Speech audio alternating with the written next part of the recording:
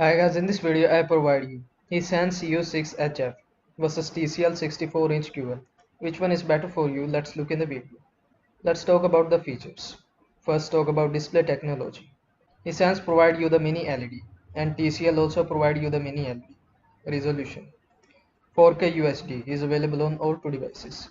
Refresh rate should be 120 Hz, available on all two devices.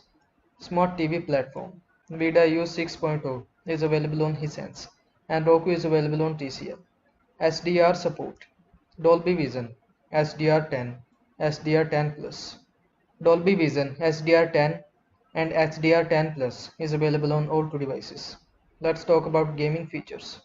120 Hz variable refresh rate, auto low latency mode, HDMI 2.1 is available on Hisense, and 120 SZ VRR ALLM HDMI 2.1 is available on TCL. Sound system Dolby Atmos is available on Hisense, and also the Dolby Atmos is available on TCL 65. So I hope this video was helpful to you. Make sure to like this video and subscribe to my channel for more this type of content. And see you in the next video. Thanks for watching.